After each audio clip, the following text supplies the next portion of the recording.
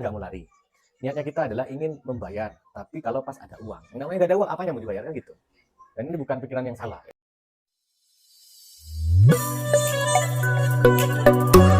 Assalamualaikum warahmatullahi wabarakatuh. Selamat pagi dan salam sejahtera untuk kita semua.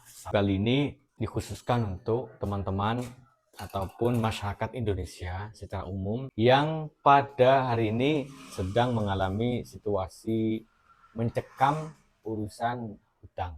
Jadi mencekam itu sebetulnya bukan karena hutang, tapi karena pikiran Anda itu sendiri. Kenapa demikian? Karena Anda sudah menjadi bagian dari korban desain oleh perusahaan pembiayaan ataupun perusahaan bank. Bagaimana caranya mereka itu membuat Anda itu bisa bayar? Karena nggak bisa bayar, bagaimana caranya dia harus dibuat stres? Karena bank itu sistem, ya. Karena itu jangan sampai kalian masuk dalam perangkat sistem itu sendiri.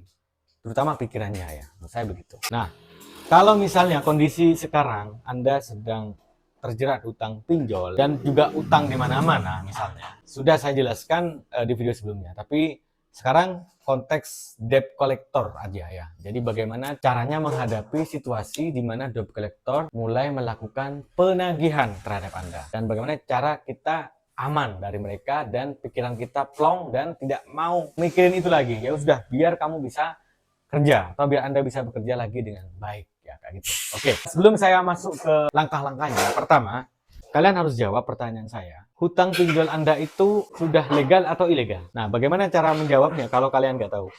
Kalian masuk aja ke OJK Media. Jadi di situ ada website yang di situ akan memberikan informasi bahwa ada daftar pinjol yang udah legal dan juga pinjol yang ilegal. Karena kalau legal dan ilegal ini cara menanganinya beda ya. Seperti itu ya. Nah, caranya seperti ini. Kalian masuk aja ke websitenya ini, ke ojk.go.id. Kemudian setelah itu kalian masuk. Ini langkahnya akan saya jelaskan nanti. Saya akan berbagi kepada kalian.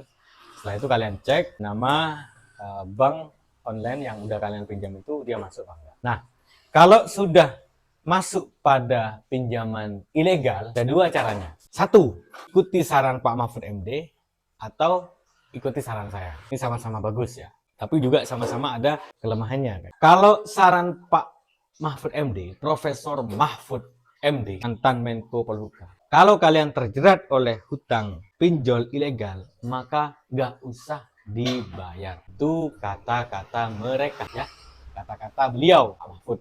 Dan beberapa pakar juga yang mengatakan seperti itu. Tidak perlu saya sebut namanya, karena yang Pak Mahfud ini sudah ngomong di media. Tapi kalau saran saya, karena saya ini berdasarkan apa ya istilahnya, kewajiban sebagai manusia yang bertuhan, maka hutang itu adalah kewajiban yang harus dibayar seperti itu. Jadi catat aja hutangmu berapa.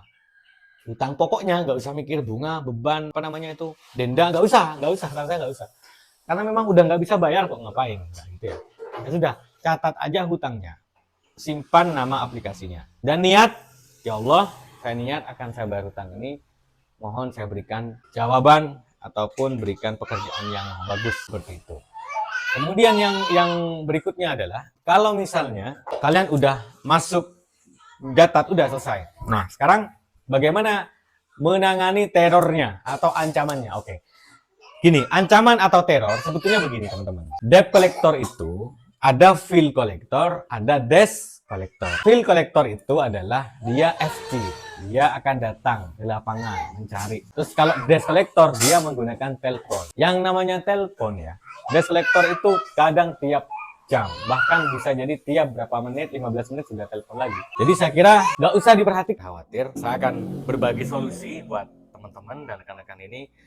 Dan insya Allah solusi ini akan bisa menenangkan dan bisa memulihkan kembali apa yang Anda pikirkan selama ini ya. Kok saya bisa ngomong gitu? Ya karena saya juga korban kayak gitu ya. Saya juga pekerja di bank, saya juga pernah jadi penagih, saya juga pernah jadi marketing, juga pernah jadi pimpinan.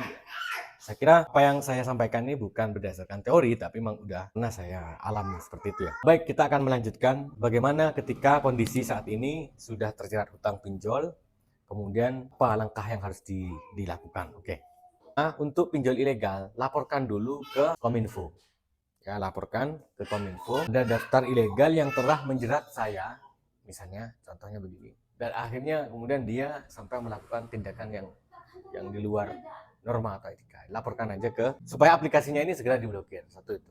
Terus yang kedua, laporkan ke polisi. Tapi kalau saran dari Pak Mahfud MD jangan dibayar. Kalau ada pinjol ilegal katanya seperti itu. Tapi kalau dari saya, niat aja bayar. Kalau ada uang besar ya dibayar. Kalau enggak usah dibayar. Karena memang ilegal ini mencekik ya. Contohnya pinjam 1 juta, dicairkan itu 800.000. 1 juta dicairkan 800.000, kemudian nanti jenengan disuruh bayar sampai 1.200.000. Lain dendanya, lain segala macam. Jadi kalau misalnya udah terjadi seperti itu untuk konteks ilegal, pertama niatkan aja bayar hak hutang Anda, kewajiban Anda. Nggak usah mikir bunga, nggak usah mikir beban, karena udah kacau kan, karena udah kondisi. Jadi kalau menurut saya tetap harus niat bayar, karena hutang kalau udah niat nggak bayar nggak mungkin bisa bayar, sekaya apapun. Terus yang kedua, kalau pinjolnya itu legal, ini pinjol legal. Begini, kalau legal dengan kondisi nggak punya uang sama sekali, jangan dipikir ya, jangan dijadikan beban. Loh mas, kalau nagih terus, dia mempermalukan, telepon semua. Ini ada caranya ya. Caranya yang pertama itu, jangan angkat teleponnya. Ya, kalau dia masuk oknum atau penagih yang di luar norma manusia, seperti yang udah ada di video sebelumnya. Kalau dia mengancam, laporkan aja, dia kena pasal. Kalau dia mengancam, ingin membunuh, ingin sampai mengancam, jangan takut, nggak bakalan, itu hanya nakut-nakuti. Karena dulu waktu saya kerja di bank itu ada istilah stressing ya. Stressing itu begini, bagaimana caranya nasabah itu dibuat malu, bagaimana caranya nasabah ini kemudian takut kayak gitu. Itu memang udah sengaja, mereka itu sengaja seperti itu. Jadi jangan takut, udah kalau ditelepon kalian mau ngangkat, angkat aja ya, nanti saya bayar pada uang. Yang penting niat aja sudah. Jadi jangan sampai kamu terus terbebani terus. Kalau ngata-ngatain apa ya diancam juga kayak gitu ya. Jadi jangan takut. Terutama korban yang sudah banyak itu adalah wanita ya. 70% itu karena mereka takut ya gitu. Jadi buat teman-teman wanita nggak usah takut. Karena nggak ada ceritanya pinjaman itu membunuh orang, nggak ada. Nggak ada ceritanya pinjaman itu memenjarakan orang, nggak ada. Oh, nggak ada penipuan kok. Nggak ada ceritanya pinjaman itu memaksa orang, nggak boleh. Merampas hanya nggak boleh gitu ya. Jadi sudah, niat aja kalau ada uang mau bayar, niatkan kerja yang benar, tabung uangnya nanti bayar. Terus kalau enaknya kalau yang udah legal itu ada istilah restrukturisasi. Jadi misalnya angsurannya itu 100.000 per angsuran ya, nanti ajukan aja restrukturisasi, nanti ada fasilitasnya. Jadi pinjaman legal yang udah terdaftar di OJK itu bagi nasabah yang gagal bayar, artinya sudah nggak punya uang, bisa restrukturisasi kan. Itu mengenai pinjol. Nah, sekarang saya ingin berbagi dari sisi psikologi ya. Kenapa kok kita akhirnya stres ketika berhadapan dengan hutang? Gini, stres itu kan karena kita pikir terlalu dalam ya. Dan kita harus tahu bahwa mereka, para pekerja, pegawai itu juga kena target. Jadi di bank itu field collector sama desk collector itu sudah dilatih bagaimana caranya membuat nasabah itu bingung, panik, dan akan segera cari pinjaman. Jadi mereka akan segera pak cari pinjaman pak gitu. Dan mereka itu dapat bonus, bayar sekian mereka dapat bonus kayak gitu. Mereka juga kena target, mereka nggak mau tahu kayak gitu. Nah ini buat teman-teman field collector atau desk collector yang nonton ini, Anda harus paham bahwa Anda itu menagih itu nggak boleh kayak gitu, mengancam nggak boleh. Karmanya ada, ingat karmanya ada. Dan buat teman-teman yang udah terlanjur jadi terjerat utang pinjol, ya sudah, mulai sekarang kalian jangan sampai di aplikasinya itu mengizinkan kontak ya. Setelah terlanjur segera hapus, install ulang. Nanti saya ajarin itu di video berikutnya caranya seperti apa. Yang penting kan niatnya kita nggak mau lari. Niatnya kita adalah ingin membayar. Tapi kalau pas ada uang, yang namanya nggak ada uang, apanya mau dibayar kan gitu. Dan ini bukan pikiran yang salah ya. Orang punya utang, niatnya memang bayar kok. Tapi memang faktanya memang nggak bisa bayar karena pengangguran misalnya, karena udah dipecat atau usahanya bangkrut kan nggak tahu kan nggak gitu. Niat bayar, usaha bekerja dengan baik akan pasti dilakukan oleh nasabah yang berhutang karena hutang itu sudah kewajiban. Jadi nggak usah khawatir.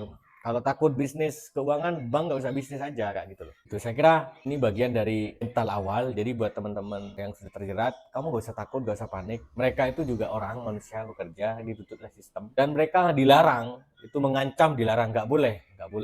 Ini negara hukum. Terus mereka juga nggak boleh merampas, nggak boleh. Oh, jangan sampai ada bahasa-bahasa seperti ini. Oke, itu saja. Semoga bermanfaat. Nanti next saya akan berikan daftarnya sama bagaimana caranya membuat aplikasi kita tidak terdeteksi oleh